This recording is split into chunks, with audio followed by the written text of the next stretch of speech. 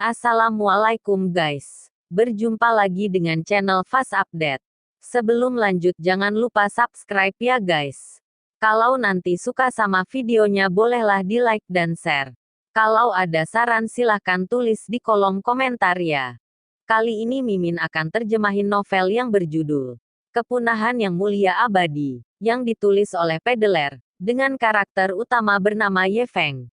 Bab 3. Menghancurkan satu ujung. Ai Zenghong menyerang dengan marah. Sepasang telapak tangan seperti elang terbang menerkam dua cakar tajam mangsanya. Meskipun Ai Zenghong bukan seorang kultivator, tetapi dia mengambil jalan seorang pejuang. Orang biasa sama sekali bukan lawan Ai Zenghong, apalagi Ye Feng, seorang anak laki-laki berbulu. Kasihanilah. Melihat ini, Ye Qingyun terkejut, dan dengan cepat memohon kepada Ai Zenghong, berharap Ai Zenghong dapat mengampuni Ye Feng dalam menghadapi masa lalu, tetapi melihat situasinya, genggaman Ai Zenghong meminta Ye Feng hidup. Melihat cakar Ai Zenghong hendak menggenggam di atas kepala Ye Feng, sesosok jatuh dari langit, dan tangan besar yang kuat menghentikan cakar Ai Zenghong. Suara tabrakan sengit terdengar, mengaduk debu di tanah. Mengayu dan mengayu, Ai Zenghong mundur satu demi satu, dan mundur 7 atau 8 langkah berturut-turut sebelum dia berdiri teguh, napasnya tersendat dan darahnya tiba-tiba terasa tidak nyaman. Melihat ke atas, saya melihat siapa yang telah mengambil langkah ini. Kakak Ai jangan tidak sabar, masalah besar, meminta kakak Ai untuk memberi pelajaran kepada junior, bukan ini yang dilakukan kakak Ai secara polos. Orang-orang keluar sambil tertawa. Zhen Zicheng, aku ingin kamu usil dan cepat menghindar. Hari ini aku harus mengajari junior ini pelajaran yang baik untuk menyelesaikan kebencian di hatiku. Ai Zenghong melihat bahwa orang yang datang adalah Zhen Zicheng dari keluarga Zhen, dan diam-diam berpikir dalam hati. Dalam hal kultivasi, dia tidak jauh berbeda dengan Zhen Zicheng, tetapi dikatakan bahwa beberapa waktu lalu, Zhen Zicheng kadang-kadang memperoleh harta karun. Dan dengan bantuan harta karun itu, dia meningkatkan kultivasinya menjadi seniman bela diri kelas 9, yang hanya selangkah lagi dari impian kultivator untuk memurnikan Qi. Dan Ai Zenghong berkultivasi pada tingkat seniman bela diri kelas 7. Awalnya dia masih memiliki keraguan tentang seniman bela diri kelas 9 tingkat lanjut Zhen Zicheng, tetapi dia baru saja mencobanya. Zhen Zicheng sekarang memang di atasnya. Jadi Ai Zenghong tidak berani menjadi tangguh, tetapi dia tidak menyerang setelah marah. Keluarga Zhen juga terletak di 5 keluarga besar, dan Zhen Zicheng tidak takut pada Ai Zenghong. Kakak Ai, ini semua antara keluarga anak-anak, bukankah terlalu kecil bagi orang dewasa untuk ikut campur satu sama lain? Zhen Zicheng sebenarnya telah tiba ketika Ai Bin Ke menghina Ye Qingyun, dan dia melihat kejadian itu dengan jelas, tetapi dia tidak muncul. Agar Ye Feng memberi pelajaran kepada Ai Bin Ke, Zhen Zicheng bertepuk tangan dari hatinya. Ai Jiaping selalu mengandalkan beberapa pembudidaya dalam keluarga. Zhen Zicheng sudah lama tidak terbiasa dengan apa yang dilakukan keluarga Ai, dan melihat Ai Zenghong dengan marah bergerak, baru kemudian dia muncul untuk menyelamatkan Ye Feng. Paman ketiga, Ye Feng menyapa Zhen Zicheng. Ibu Ye Feng adalah paman dan saudara perempuan Zhen Zicheng, jadi Ye Feng menyebut Zhen Zi sebagai paman. Yah, tidak malu. Begitu kata-kata Zhen Zicheng keluar, wajah Ai Zenghong yang sudah merah tiba-tiba berubah pucat. Sepupu, seorang gadis tampan muncul di samping Zhen Zicheng dan berteriak pada Ye Feng. Gadis yang sangat cantik, benar-benar bunga dan tulang yang sedang tumbuh. Cantik dan cantik, mata Ye Feng tiba-tiba berbinar. Sepupu salju, gadis kecil itu adalah Zhen Suetian, putri Zhen Zicheng, yang merupakan sepupu jauh Ye Feng. Ini Zicheng dan Suetian. Ye Qingyun butuh waktu lama untuk menenangkan kepanikannya. Kakak ipar, paman yang baik, Zhen Zicheng, karena kamu ikut campur dalam masalah ini, maka kamu akan memberiku penjelasan. Ai Zenghong melihat bahwa beberapa orang benar-benar mengabaikannya, dan juga merasa bahwa dia telah kehilangan muka di depan semua orang. Saudara Ai, masalah antara anak-anak diselesaikan sendiri. dan kita sebagai penatua mengikuti perdamaian. Bukankah itu indah? Kenapa? Mungkinkah Ye Feng memukuli Bin Ke seperti ini? Ai Zhenghong berhenti bekerja. Jadi apa yang kamu inginkan? Zhen Zicheng bertanya pada Ai Zhenghong. Ai Zhenghong berhenti. Sekarang dengan dukungan Zhen Zicheng, dia mengatakan bahwa dia akan memberi Ye Feng pelajaran sendiri, tetapi dia tidak bisa mengatakannya.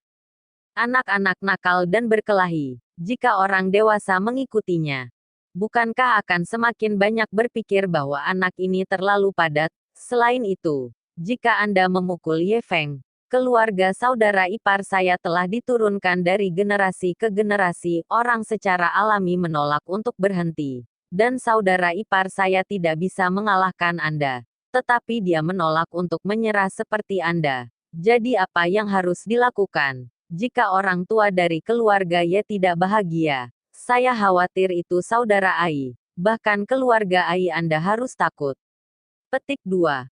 Orang tua yang dikatakan Zhen Zicheng adalah leluhur Ye Qingyun, dan dikabarkan bahwa dia memiliki temperamen yang sangat pendek dan sangat protektif, dan bersamanya keluarga Ye dipertahankan hingga hari ini. Kurang menakut-nakuti orang dengan benda tua semacam ini yang masih hidup. Ai Zhenghong diam-diam mengutuk dalam hatinya tetapi tidak mengatakannya, dan wajahnya berubah suram. Saudara Ai, orang cadangan dan orang cadangan. Saudara, saya punya pil penyembuhan di sini. Bawa ke keponakan kecil saya. Bahkan jika masalah ini selesai, jika Ai Xiaonefu tidak yakin, saya pribadi akan meminta Ye Feng untuk adegan ini ketika saya memiliki kesempatan di masa depan. Zhen Zicheng mengeluarkan botol giok dan meletakkannya di tangan Ai Zhenghong. Ini sempurna. Ya, Zhenghong. Urusan junior akan diselesaikan sendiri di masa depan, dan masalah ini akan dianggap memberi wajah Zicheng. Ai Zhenghong menoleh ke belakang, dan Tu Haikun yang berbicara, pemimpin yang dikirim oleh keluarga Tu untuk berpartisipasi dalam persidangan kali ini. Sial, siapa orang-orang ini? Barusan dia mendorong Lao Zi untuk membersihkan Ye Feng, dan sekarang dia mengatakan hal semacam ini ketika dia melihat Zhen Zicheng muncul.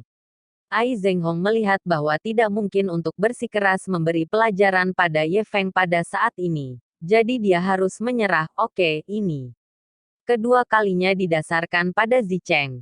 Kemudian dia menoleh ke Ebing. Adapun apakah Anda bisa mendapatkan bidang ini kembali di masa depan, itu urusan Anda sendiri. Ebinker memegang kepala babi. Dan saat ini pikirannya juga sadar, dan dia melirik Ye Feng dengan penuh kebencian tanpa berbicara. Haha, mari kita bertemu beberapa kali. Hari ini saya mengundang Anda untuk minum.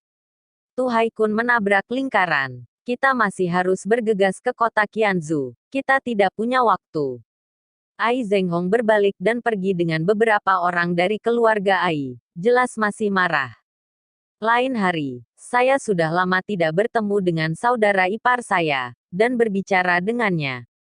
Zhen Zicheng juga menolak Tu Haikun, orang ini adalah kepala tembok, dia tidak muncul ketika Ai Zhenghong berurusan dengan Ye Feng barusan, dan sekarang dia keluar untuk berpura-pura menjadi orang baik. Oke, mari kita bertemu di lain hari. Tu Haikun membuat dua wajah bukan manusia, dan juga merasa sangat bosan, dan pergi bersama Tu Qingyu dan yang lainnya. Zicheng, terima kasih hari ini. Kalau tidak Xiao Feng akan menderita kerugian besar. Kata-kata Ye Qingyun benar.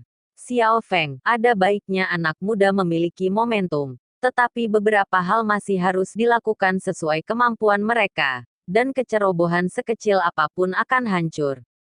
Zhen Zicheng, sebagai orang luar, tidak mudah untuk mengatakannya secara mendalam. Yah, aku mengerti, tapi aku tidak bisa terbiasa dengan penampilan arogan Ebinker dan Tu Qingyu. Dan siapapun yang berani tidak menghormati ayahnya pasti akan membuatnya tidak punya buah yang enak untuk dimakan. Ye Feng tidak berpikir begitu. Jika itu terjadi lagi, Ye Feng masih melakukannya. Itu akan begitu. Yah. Jarang sekali kamu memiliki bakti seperti itu. Zhen Zicheng juga orang dengan perasaan dan kebenaran, dan secara alami menghargai Ye Feng. Kedua keluarga bergabung dan bergegas ke kota Qianzu bersama.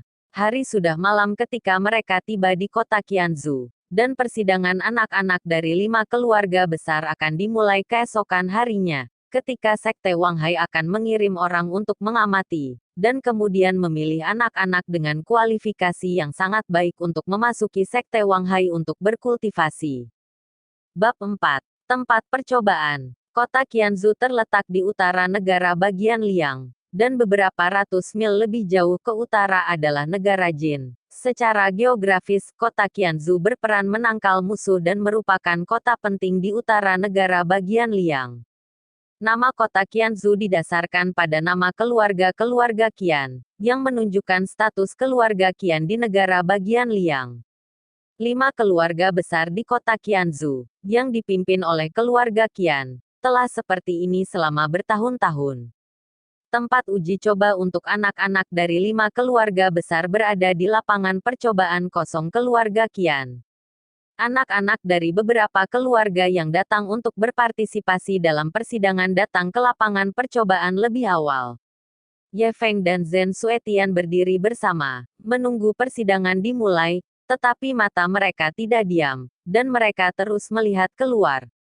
Uji coba semacam ini adalah pertama kalinya dia berpartisipasi, dan dia telah mendengarkan penjelasan rincian Ye Qingyun di jalan sebelum datang. Isi dari setiap persidangan berbeda, topiknya dikirim oleh Wang Hai, dan jika dia berkinerja baik, dia akan dipilih oleh faksi Wang Hai. Tentu saja, keluarga Qian, sebagai tuan tanah, tidak akan menghina para tamu, dan Qian Guanghan, kepala aula luar keluarga Qian, berbicara dengan beberapa kepala sekolah. Setelah beberapa saat, dengan teriakan nyaring, Wang Hai Pai Immortal telah tiba. Kepala keluarga Qian secara pribadi menemani kedua pembudidaya ke tempat percobaan. Semua orang melihat ke arah beberapa orang. Kedua pembudidaya itu masih sangat muda, tampak berusia awal 20-an, sementara kepala keluarga Qian, Qian Chengqi, memimpin jalan di depan dengan ekspresi hormat. 2 tetua abadi, total 9 anak dari 5 keluarga besar yang berpartisipasi dalam persidangan, sudah siap. Qian Cheng berusia lebih dari 1 tahun, tetapi dia sangat menghormati kedua pemuda itu.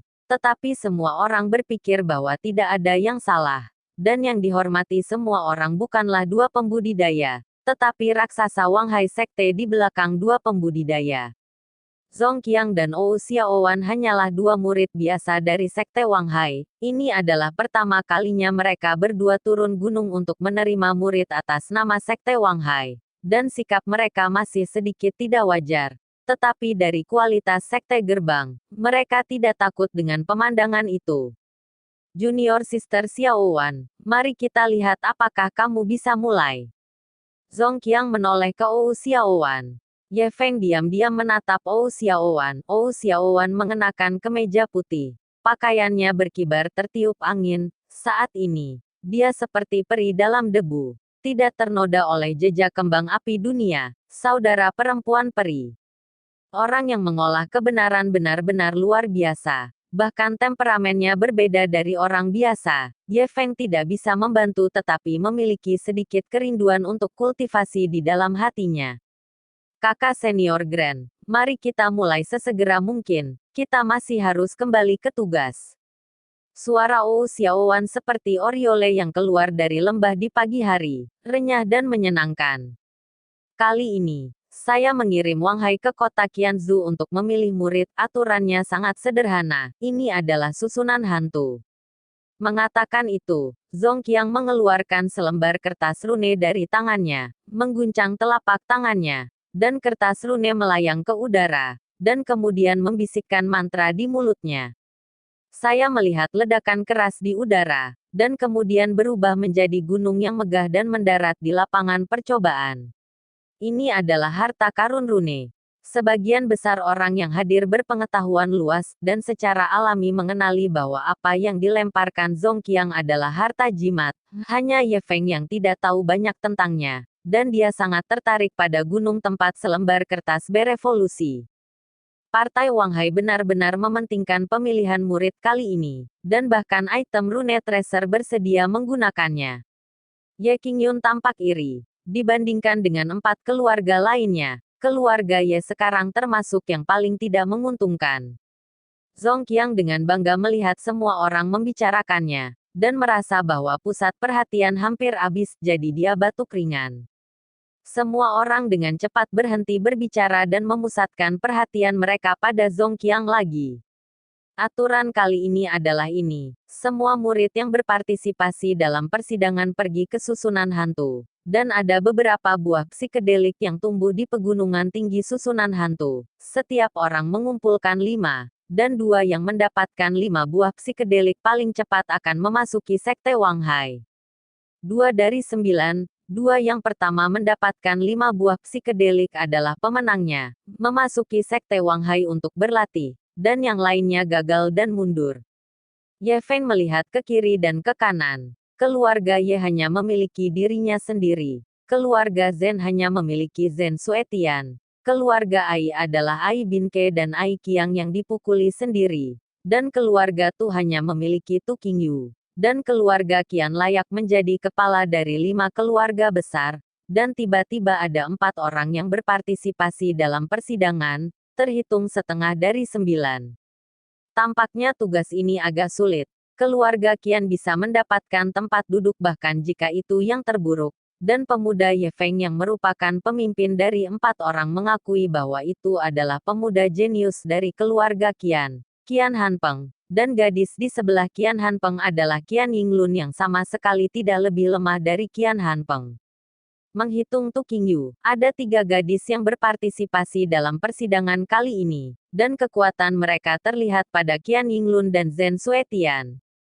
Terlepas dari bagian atas dan bawah, Tu Qingyu sedikit lebih lemah. Apakah kamu siap? Mulailah berbaris. Zong Qiang memberi isyarat kepada 9 orang untuk memasuki susunan hantu. Di bawah tatapan para tetua keluarga, 9 orang datang ke pintu masuk susunan hantu. Murid arai hantu dari Sekte Wang Hai memiliki penampilan mereka sendiri. Bagaimana kalau menambahkan harta jimat lain ke lelaki tua itu? Dengan suara keras, 9 orang yang belum memasuki susunan hantu merasa bahwa gunung di depan mereka berubah, cahaya putih menyala, dan sepertinya ada sesuatu yang lebih dalam susunan hantu. Pria apa? Semua orang melihat sekeliling, tetapi tidak menemukan sosok. Sembunyikan tikus dengan kepala dan ekornya. Turunkan aku. Zong Qiang mencubit teknik pedang dengan jari-jarinya, dan pedang panjang di belakang punggungnya terbang ke udara. Berbunyi. Pedang panjang itu terbang mundur ke belakang, dan tidak ada gerakan di udara. Boneka kecil. Keterampilan kecil ini juga berani muncul. Wajah Zong Qiang berubah merah dan putih untuk sementara waktu. Baru saja pemandangannya tidak terbatas, dan dalam sekejap mata, sesuatu berubah. Murid-murid Sekte Wang Hai hanya dengan cara ini. Saya pikir kalian berdua masih tidak berpura-pura menjadi hantu di sini. Agar tidak menunda masa depan Good Miaozi, orang-orang ini masih harus memasuki Sekte Qiankun saya. Orang Qiankun. Semua orang tercengang. Salah satu dari 2 sekte kultivasi utama kerajaan Liang. Tetapi secara umum, lingkup pengaruh faksi Qiankun ada di selatan kerajaan Liang, dan faksi Wang Hai ada di utara. Dan kedua sekte pada dasarnya tidak saling menyerang. Apa yang dilakukan orang-orang dari faksi Qiankun ini? Zong Qiang juga tercengang. Dia tahu bahwa faksi Qiankun dan faksi Wang Hai tidak pernah berselisih, tetapi tidak pernah ada konfrontasi terbuka seperti sekarang. Boneka kecil, kembalilah dan beritahu orang-orang tua dari Sekte Wang Hai bahwa aku telah mengumpulkan orang-orang ini. Kakak senior, kamu tidak boleh mundur. Jika tidak, tidak ada cara untuk menjelaskan kapan kamu kembali. Oh, Xiaowan berbisik di samping. Yah, aku mengerti. Wajah Zong Qiang menjadi pucat, dia mengulurkan tangan dan mengeluarkan pedang terbang di belakangnya, mengepalkan tangannya, membisikkan teknik pedang, dan pedang terbang di telapak tangannya melesat keluar dan terbang menuju tempat tersembunyi para pembudidaya Sekte Qiankun. Boneka kecil. Karena pedang terbang tidak menginginkannya, orang tua itu akan memenuhimu. Bukankah Zong Qiang ini mencari pelecehan? Pukulan barusan terbukti tidak berguna. Dan terakhir kali, ada sesuatu yang salah dengan kepalanya. dan Ye Feng menyaksikan dengan jijik di samping. Berbunyi. Pedang terbang kembali, dan beberapa bukaan muncul di bilahnya. Haha, buang pedang terbangmu. Lihat apa cara lain yang kamu miliki. Ledakan. Sebelum tawa itu mendarat, ada ledakan yang menghancurkan bumi di udara, dan bahkan susunan hantu hampir bubar dengan gelombang yang bergetar. Ledakan. Setelah ledakan, semua orang berdiri kokoh di atas tubuh miring mereka, dan sesosok jatuh ke tanah. Anak baik, orang tua itu meremehkanmu, bahkan ada jimat.